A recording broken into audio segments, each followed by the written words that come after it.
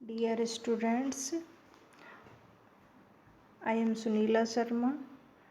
Uh, the poem Song of Radha, the Milkmaid. Today we will discuss about Sarojini Naidu's poem Song of Radha, the Milkmaid. I carried my cards to the Mathura fair. How softly the heifers were lowing. I wanted to cry, who will buy these curds that are white as the clouds in the sky when the breezes of Sawan are blowing? But my heart was so full of your beauty, beloved. They laughed as I cried without knowing, Govinda Govinda. तो यहाँ पर देखिए ये जो poem है हमारी song of Radha the milkmaid, इस poem के अंदर जो पोइट है वो Indian folk of song Brij area का डिस्क्राइब है। Radha is a immortal lover, Radha is an immortal lover, और जो बिलेविड है यहाँ पर इन गोविंदा। तो the poem has symbolic background and Radha is shown as lover and Krishna as beloved. Radha is lover, Krishna is beloved. तो in this poem, in first stanza, I cried my cards to the Mathura fair. इसमें देखिए Radha the milkmaid goes from her native village Barsana या to Mathura. देखिए Radha the milkmaid goes from her native village Mathura where Krishna lives, जहाँ कृष्णा रहता है। she goes to the fair to sell the curds there।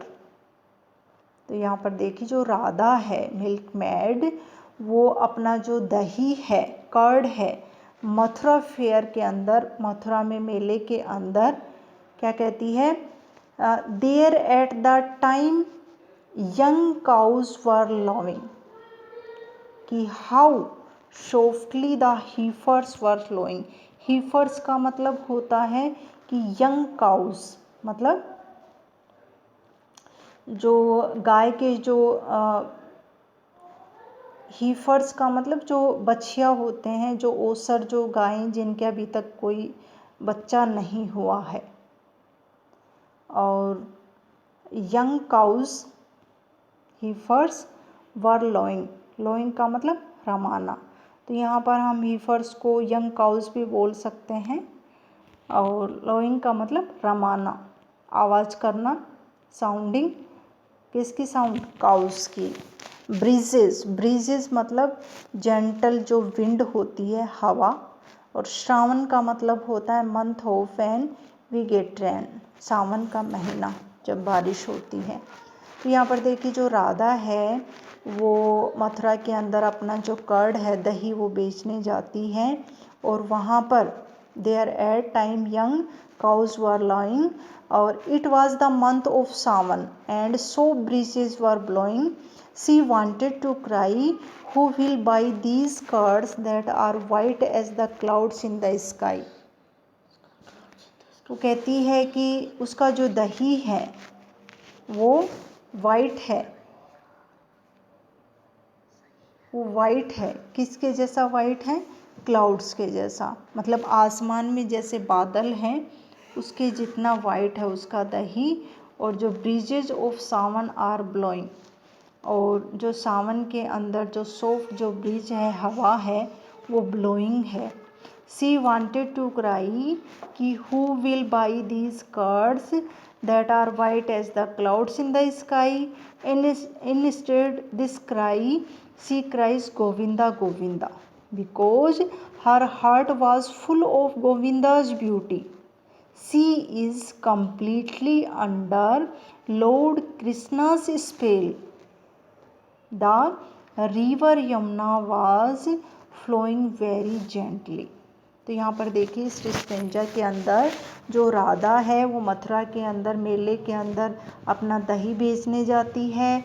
वहाँ पर जो यंग काउज है वो लॉइंग करती है, रमाती है, और वो विलबाई बोलती है और उसका जो कहती है कि मेरा जो दही है वो आसमान के अंदर बादल जितना सफ़ेद है। सावन के महीने में जो हवाएं हैं वो ब्लोइंग कर रही हैं, चल रही हैं, लेकिन उसका जो दिल है वो फुल ऑफ योर ब्यूटी, उसके लव से कम्प्लीटली स्पेल हो रहा है कृष्णा से, कि कृष्णा का जादू उस पर चल रहा है और वो क्राइज करती है गोविंदा गोविंदा गोविंदा। तो they laughed as I cried without knowing, मतलब they laughed as I crowd without knowing, कि वहाँ पर जो लोग हैं वो उस पर हंसते हैं कि आई cried without knowing Govinda Govinda. तो यहाँ पर हम देखते हैं कि हमारा जो सेकंड स्टेंजा है कि how softly the river was flowing, I cried my ports to the Mathura tide, how gaily the rowers were rowing, my comrades called, हो let us dance, let us sing, and wear saffron garments to welcome the spring and pull the new birds that are blowing. But my heart was so full of your music, beloved. They mocked when I cried without knowing Govinda Govinda Govinda. तो यहाँ पर देखिए जो second हमारा जो Strange है, softly का मतलब धीरे धीरे, रिवर का मतलब यहाँ पर नदी से मतलब है, और कौन सी नदी? यमुना।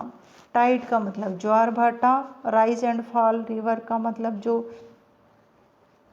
इसके अंदर जो नाविक है, रोवर्स, रोवर्स का मतलब नाविक, जो नाव चलाने वाला, और यहाँ पर कॉमरेड का मतलब उसके साथी, उसके जो फ्रेंड्स हैं। सैफरन का मतलब होता है केसरिया, ऑरेंज कलर।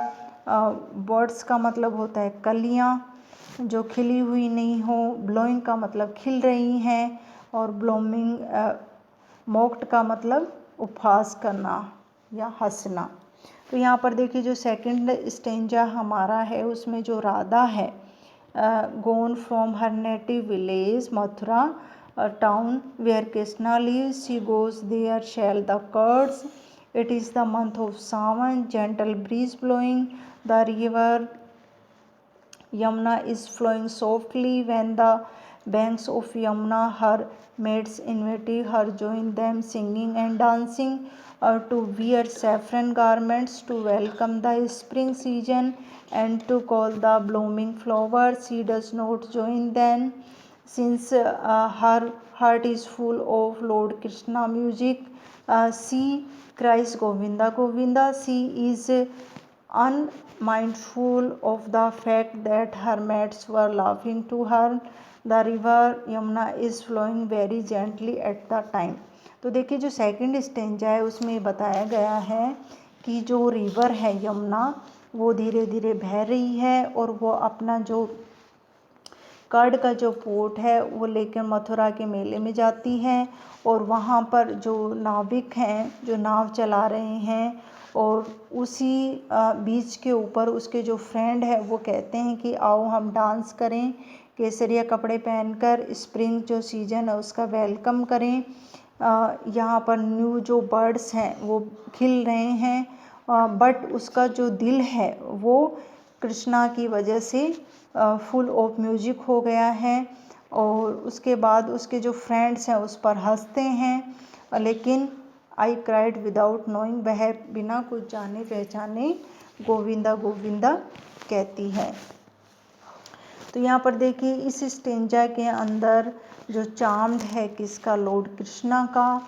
और यहाँ पर जो राधा है are singing dancing in the spring seasons useful the Mathura area. तो यहाँ पर देखिए जो बर्ड्स है ब्यूडियस वो blowing present a beautiful back role in the poem. Gentle blowing river Yamuna present the background of the scene. तो हमारा जो थर्ड स्टेंजा है इसके अंदर वो है how gaily the river was flowing, I cried my gifts to the Mathura shrine, how brightly the torches were glowing, I folded my hands at the altars to pray, O shining ones guard by night and by day, and loudly the conch shells were blowing, but my heart was so lost in your worship, beloved they were worth when I cried without knowing, Govinda Govinda Govinda, कि how brightly the river was flowing।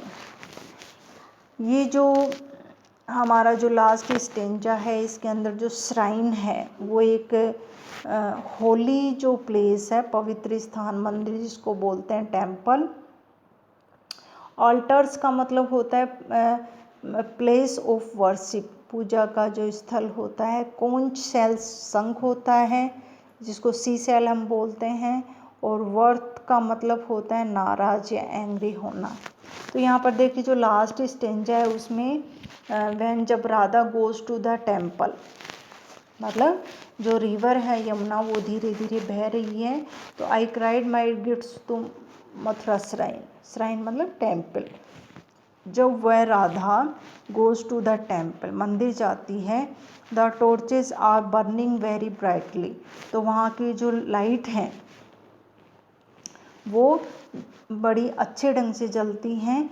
और I folded my hands at the altars to pray, और वो कहते हैं कि सी folds her hands, कि राधा के जो हाथ हैं वो altar, seek the blessing the shining ones gods, her heart is completely lost the worship for Lord Krishna, कि मतलब उसके हाथ जुड़ जाते हैं और प्रार्थना करती है, प्रार्थना भी किसके लिए, लॉर्ड कृष्णा। तो I shining once god by night and by day, and loudly the conch shells were blowing. उसके बाद हम देखते हैं कि जो अदर जो पीपल हैं around in the temple are angry, but Radha is lost her divine beloved, she goes to the temple but she is lost in worship for Lord Krishna alone. मतलब वो मंदिर दूसरा होता है लेकिन वहाँ पर जो राधा है वो गोविंदा की या हम लॉर्ड कृष्णा की माने उसी की भक्ति में वहाँ लीन होती है। तो वहाँ पर जो अदर जो पीपल हैं वो उसको मतलब एंग्री करते हैं, उस पर क्रोध करते हैं। लेकिन यहाँ पर देखिए जो राधा है, she goes to the temple but she lost the worship Lord Krishna alone. तो यहाँ पर जो टेम्पल है एक बिन ब्यूटीफुल डिस्क्राइब है सरोजनी नायडू का। और repetition the line how brightly the river was flowing just like the burden of the song, the poem is symbolic background the love of Radha and Govinda. तो आई होप आपको ये पोएम पसंद आई होगी। Thank you so much.